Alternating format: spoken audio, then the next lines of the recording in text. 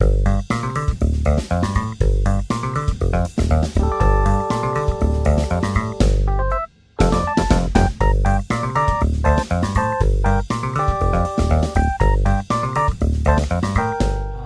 convidar a Ana Clara Hermógenes Costa para vir aqui na frente. A Ana Clara é psicóloga graduada pela Universidade de São Paulo, com especialização em prática psicológica em instituições, mestrado na área de aprendizagem, desenvolvimento humano e saúde, também pelo Instituto de Psicologia da USP. Atualmente é psicóloga judiciária, atuando como perita nas varas de família do Foro Central, do TJ. Atua também como supervisora do Laboratório de Estudos em Fenomenologia Existencial e Prática em Psicologia do Instituto de Psicologia da USP e como docente na Universidade Paulista Unip. Desenvolve pesquisa em psicologia nas áreas clínica, nos temas atenção psicológica e plantão psicológico, formação profissional com temas supervisão e na interface com direito e psicologia jurídica e avaliação psicológica em varas de família. A Clara, seja bem-vinda. Obrigado. Obrigada. Bom, boa tarde. Primeiramente, agradecer o convite, né, da Defensoria, na pessoa do Rodrigo. Muito obrigada, Rodrigo. Foi um convite que me surpreendeu, não é a área que eu trabalho e milito no meu cotidiano, mas é uma questão que me instiga, como toda questão relacionada aos direitos das mulheres e do direito a existir, né, como a colega trouxe. Eu, quando recebi esse convite, fiquei pensando... Foi um convite, na verdade, para refletir sobre a minha prática profissional, né? Para pensar um pouco onde é que estão as mulheres lésbicas na minha prática, né? Qual é a invisibilidade delas no contexto do trabalho nas varas de família, por exemplo. E foi muito interessante, enfim, me deparei com algumas questões que quero trazer aqui para conversar com vocês hoje, mas eu queria me apresentar e falar um pouquinho aí do lugar da onde eu falo para pensar aí as questões da conjugalidade e da parentalidade e de como que elas são perpassadas aí pelas questões da sexualidade e da invisibilidade nessa área. E no final quero trazer também quais são as contribuições da psicologia enquanto ciência e profissão para tornar visível aí as existências humanas nas suas diferentes expressões, mais especificamente hoje falar de como a gente pode contribuir enquanto ciência para que se promova o discurso, para que se construa novos discursos, na verdade, né, que combatam aí o que é dito hegemônico. Sabemos que nossa sociedade é uma inquietação em torno das práticas sexuais que não obedecem à norma estabelecida socioculturalmente. Acho que já foi bastante dito hoje, né, da questão da heterossexualidade como normatizadora do comportamento sexual dos indivíduos. Bom, essa heteronormatividade limita as possibilidades de se compreender o humano do modo como ele se mostra em suas relações no mundo. Relações como a conjugalidade e a parentalidade não estão restritas à expressão da sexualidade e dos comportamentos sexuais. São para além disso. E o desvio da heteronormatividade acarreta consequências como preconceito, discriminação, violência e medo, como todos vocês já ouviram aqui. Mas, por outro lado, essas imposições, elas limitam a existência humana em seu aspecto mais próprio, que é a liberdade de ser quem se é. Nesse sentido, a psicologia deve contribuir com seu conhecimento e com a produção de novos saberes para esclarecer questões relacionadas à sexualidade e também sobre o modo como o ser humano, perpassado por essas questões, se constitui no contexto social e político. Essa contribuição da psicologia deve ter como objetivo claro promover a superação dos preconceitos e de discriminações que restringem as possibilidades existenciais não só de mulheres lésbicas, mas de toda a diversidade de expressão de sexualidade e identidade de gênero. Mas o que é existir? A palavra existir, ela vem do grego, exister, que significa aparecer, mostrar-se. E nesse sentido, né, o prefixo ex, que significa para fora, mostrar, se colocar adiante, e sistere, que é colocar de pé. Então, existir é aparecer diante de outros, é mostrar-se e ser reconhecido como quem se é. A existência humana, nesse sentido, ela se realiza entre outros humanos. Não nascemos humanos. Nós somos humanos somos humanizados através da linguagem, da cultura e da vida entre outros humanos. Existimos sempre apenas no mundo compartilhado. Só existo quando eu sou reconhecido entre outros humanos como alguém. Somos, então, ao mesmo tempo singular e plural. Sou único, mas sou entre outros que me reconheçam como parte dessa comunidade e reconhecendo a minha singularidade. Nesse sentido, discutir a visibilidade de mulheres lésbicas é construir um lugar existencial para essas mulheres. É possível que, quando lançamos luz sobre o que é singular de sua experiência de existir, em um contexto social que insiste em não vê-las, e insiste em não abrir lugar para que elas existam, simplesmente do modo como são. Por exemplo, frases como: você não é lésbica, você vai passar, é só uma fase, ou você ainda não encontrou o homem certo, são comumente encontradas nas narrativas dessas mulheres. Agora que eu já apresentei um pouquinho para vocês, né, do meu ponto de vista, do meu referencial teórico da existência, eu queria apresentar um pouco do meu trabalho, né, de quem eu sou e do que eu faço. Aqui? É o vermelho? Aqui? Isso. Precisa baixar a tela. Então deixa. Eu vou lendo. Eu achei que você tinha baixado e tudo bem, não tem problema. Não tem problema, eu vou ler para vocês se vocês não se incomodarem. Eu sou psicóloga judiciária, perita no setor de psicologia das várias de família e sucessões do Fórum Central. E, diferente de outros fóruns regionais, a gente atende especificamente casos de família. Né? Em outros fóruns, as equipes técnicas se dividem em família e infância e juventude. O trabalho do psicólogo perito é subsidiar tecnicamente os magistrados nos casos de varas de família. E aí eu vou me voltar aqui mais especificamente às disputas de guarda e regulamentação de visitas, mas atendemos também casos de interdição, alteração do nome e gênero nos registros civis de pessoas transexuais, reconhecimento de parentalidade socioafetiva. Eu, por exemplo, já atendi casais homossexuais masculinos que queriam o reconhecimento de filhos não biológicos do parceiro, por exemplo. E aí, né, eu me deparei com um fato curioso, né? Eu nunca atendi, e nem soube de atender no meu setor, de uma disputa de guarda entre duas mulheres, que eram um casal e se separaram e por algum motivo têm a guarda dos filhos. Isso foi uma questão interessante, porque são muitos casos que passam, né? Fiquei com essa questão e mais pra frente trago aí uma reflexão pra gente pensar sobre isso.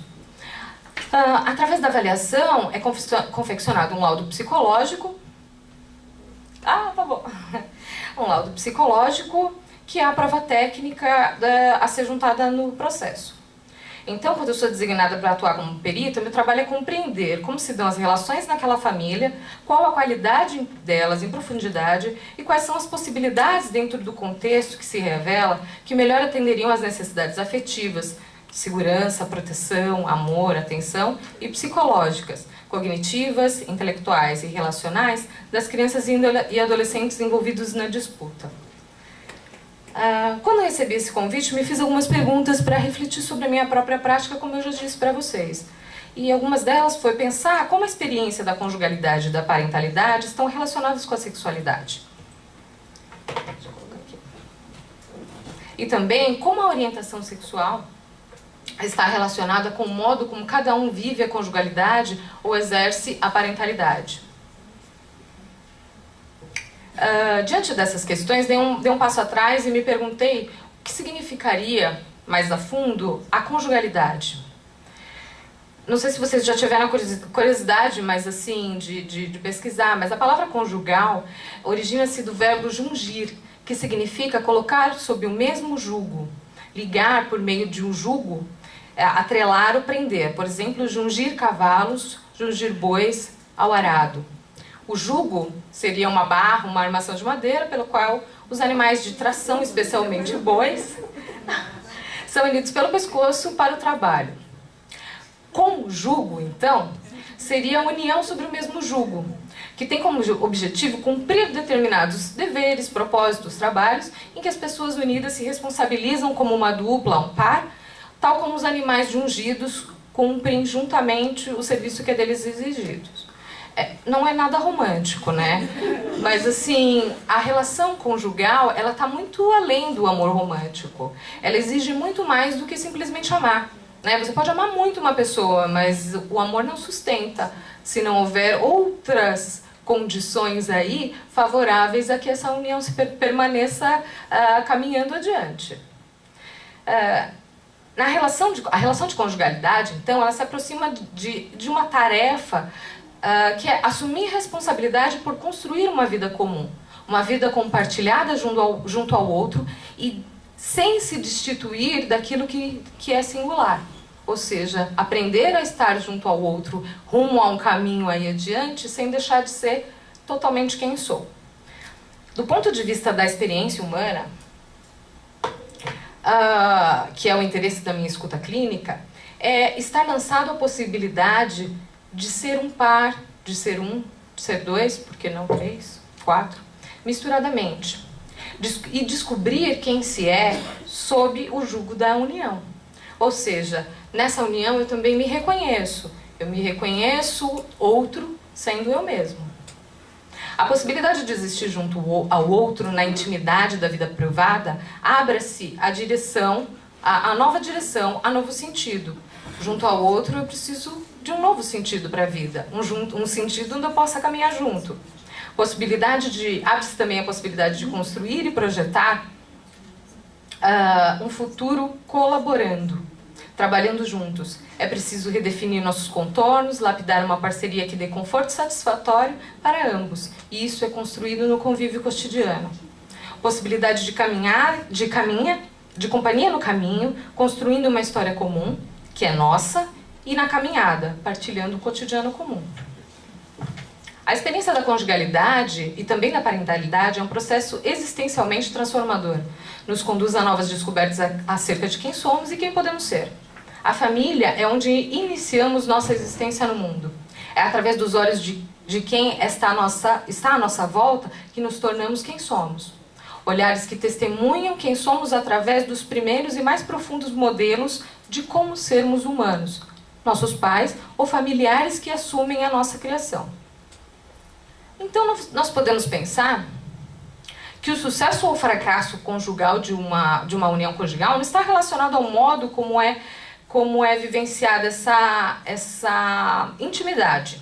Ou seja, cada um do par se reconhece e reconhece no outro dentro dessa relação e encontrarão e construirão um caminho comum. Esse processo vai ser permeado pelo que cada um traz consigo de bagagem e que, no caso aqui, é quem se é. Está relacionado com a história de cada um, com seus modelos familiares e de conjugalidade, de parentalidade, e qual é a compreensão que esses modelos apresentaram ou apresentam ao longo da vida dos papéis de gênero. Nesse sentido, a experiência conjugal independe da orientação sexual dos envolvidos nela. Ela é uma experiência humana.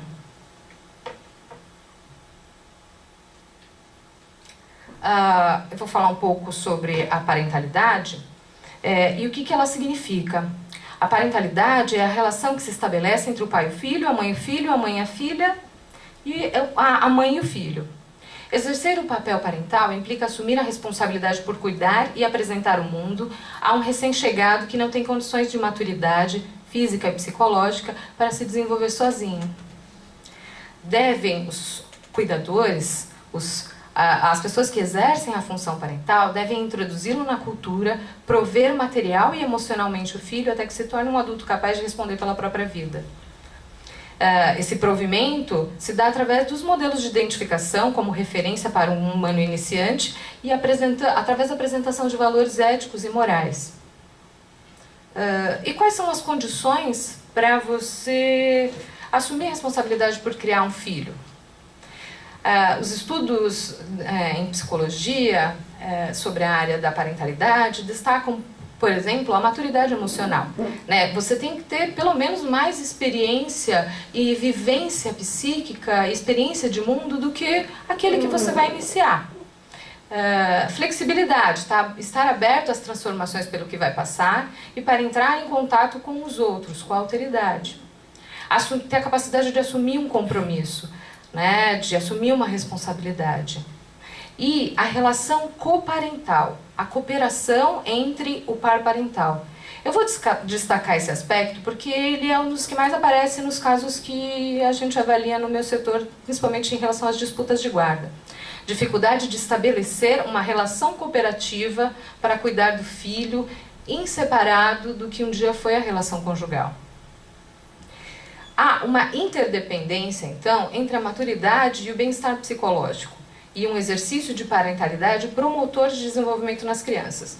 E aí a gente, enfim, pode pensar na questão da gravidez na adolescência e de quanto é difícil ter maturidade, não ter a maturidade suficiente para poder cuidar do outro, ou também pensar no quanto o bem-estar psicológico, quando está prejudicado, pode, por questões sociais e de como você constrói a sua subjetividade, ataques, o preconceito, a discriminação, isso também vai te constituir e vai influenciar, de certo modo, no modo como você cuida dos seus filhos. No geral, há um entendimento na literatura especializada de que a capacidade para cuidar,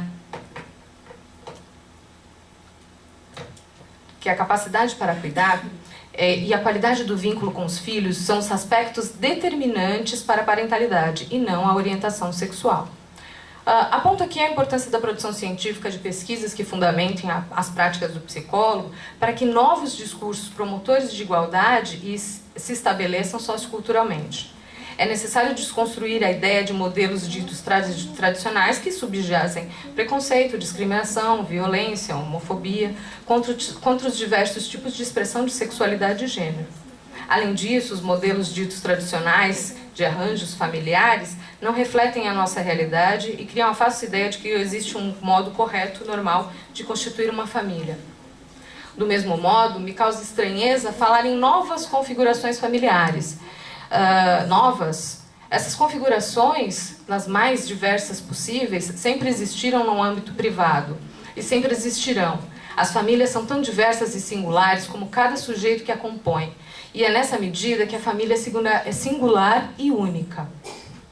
Deste modo, as relações que se estabelecem para constituir uma família não podem ser enclausuradas em modelos impostos para servir a interesses escusos, como todos nós sabemos, né? Porque a quem interessa um modelo tradicional de família ou a imposição dele?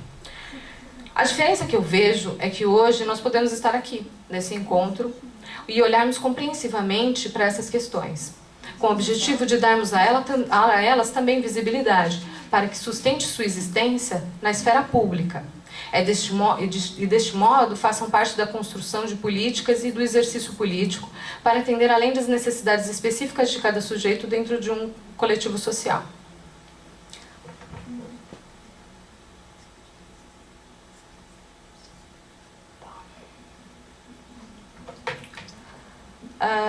Acho que não. Sim.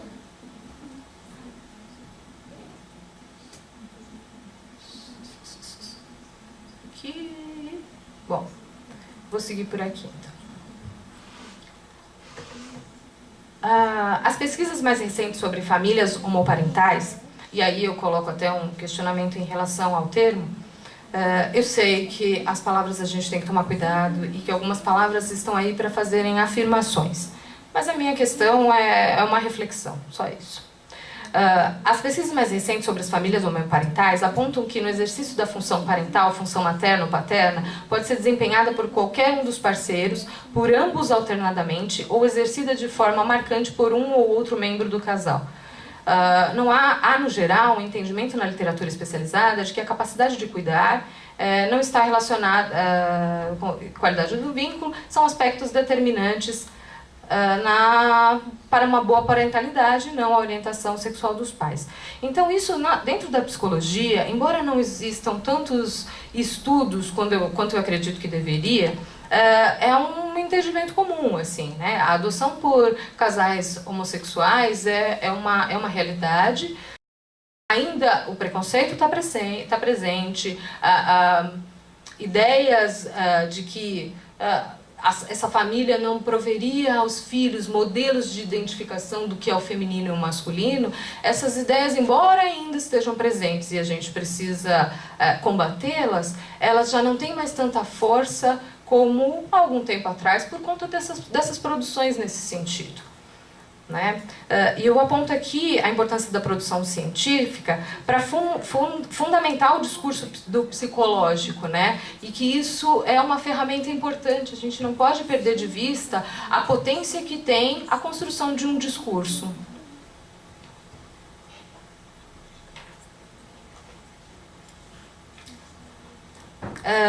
Algumas autoras que eu pesquisei, Brunella e Gomes, são pesquisadoras da USP, e trabalham bastante com a questão das relações de parentalidade homoafetivas.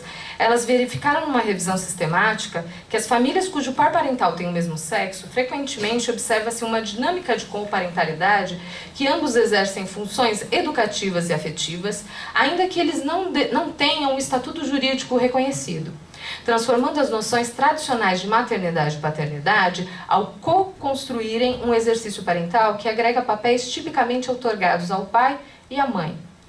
Será que é por isso que não recebemos uma demanda de mães lésbicas disputando guarda ou visita dos filhos? Né? Será que é justamente na iminência de construir um novo modo de exercer esse papel que elas não precisam brigar por eles na justiça? Enfim, é uma reflexão aí que me pareceu muito importante. Independente da configuração familiar, tornar-se pai e mãe envolve uma transformação repleta de desafios. Exige uma ampliação dos recursos, dos repertórios de papéis e funções, gera um aumento de cansaço, de preocupações com finanças, com restrição no investimento de atividades individuais exercidas anteriormente. Tornar-se pai, tornar-se mãe é uma experiência transformadora. O lugar parental é uma construção social, histórica, tonalizada por afetos. Essa construção apoia-se no passado, na própria história, e atualiza os modelos relacionais experimentados na família de origem.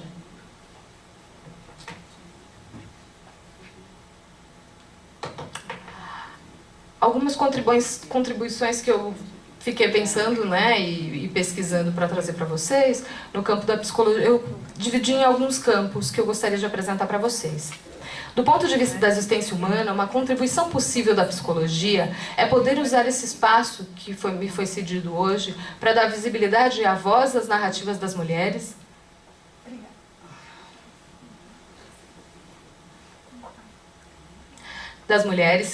e para que nessa narrativa elas possam se revelar quem são.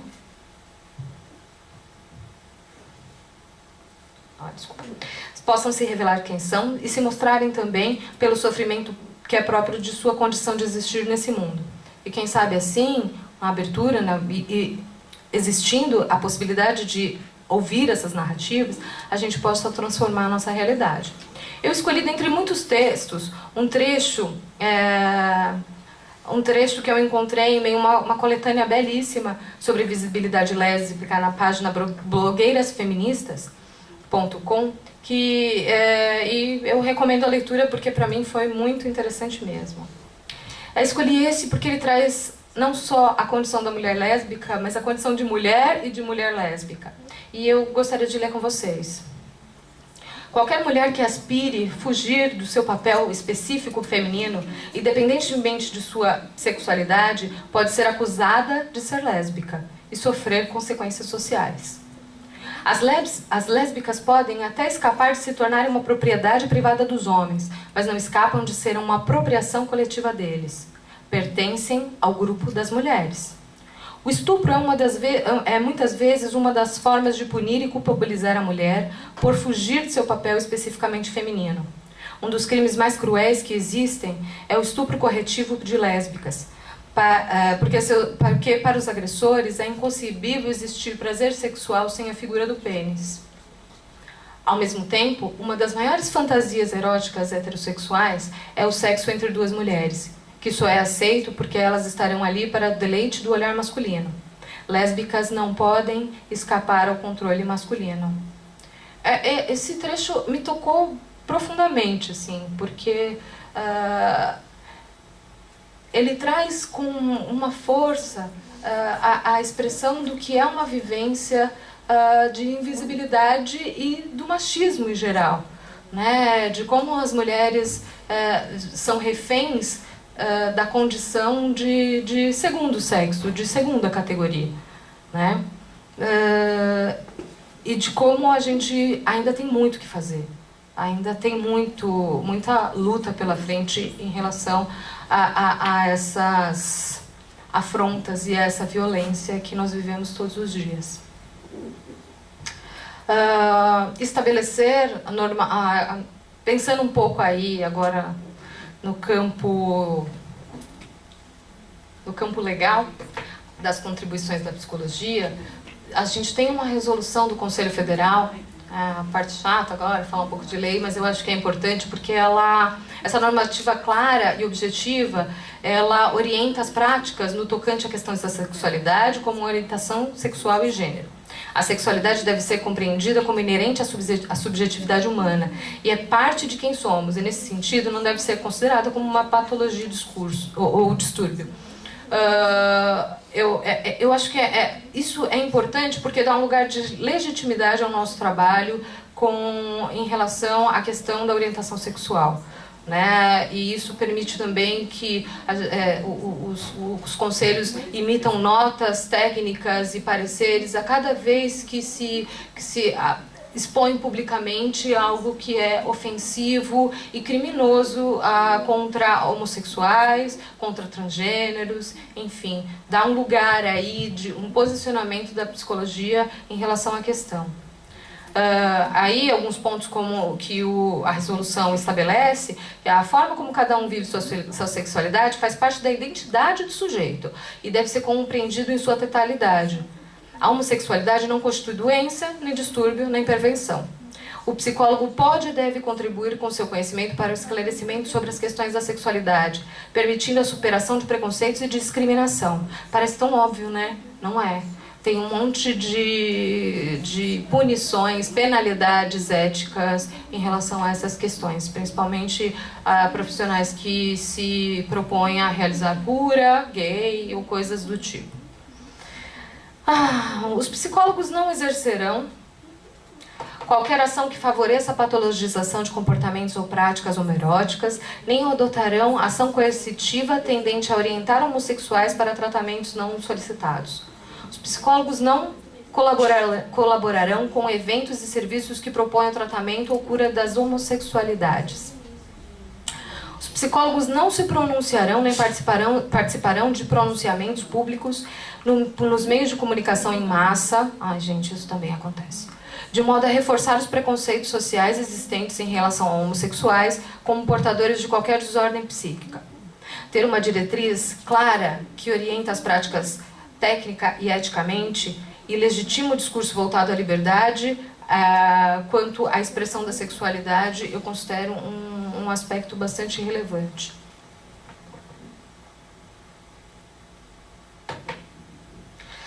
Tem mais alguns outros artigos da resolução que eles acabam versando sobre as mesmas questões, né? Então, assim, contribuir com a reflexão sobre o preconceito e o desaparecimento das discriminações e estigmatizações.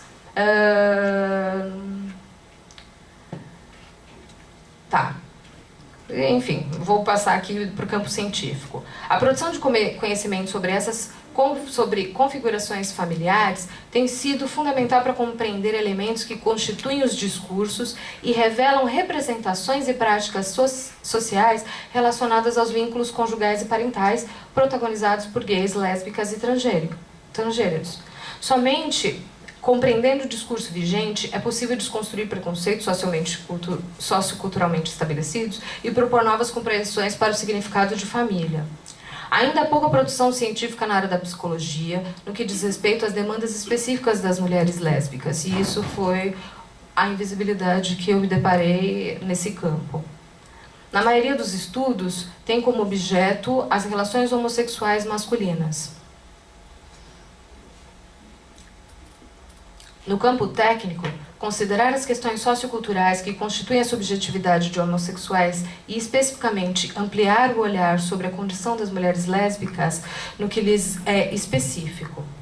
A sobreposição de vivências de discriminação, machismo, misoginia, exclusão, invisibilidade e vulnerabilidade atravessam e constituem o modo como as mulheres existem em nossa sociedade, principalmente as mulheres lésbicas.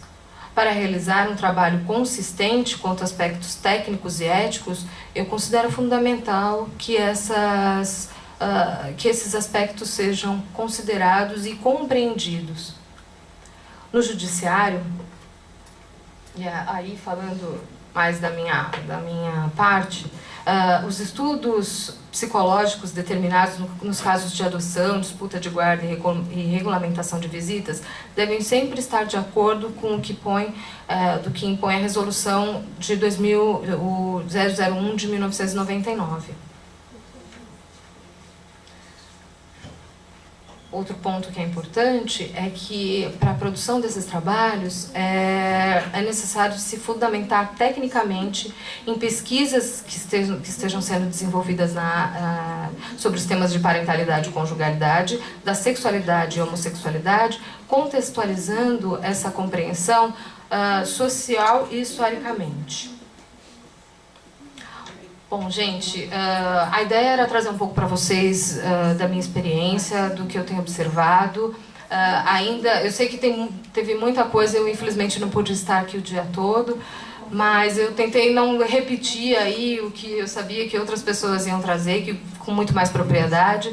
E a ideia é poder pensar um pouco, se vocês tiverem questões, pensar um pouco como que a gente pode trazer a visibilidade para essas questões, trazer à existência todas essas questões que existem no privado e que precisam existir no público, que existe já através da militância e através dos movimentos sociais e políticos na área, mas ainda é incipiente do meu ponto de vista.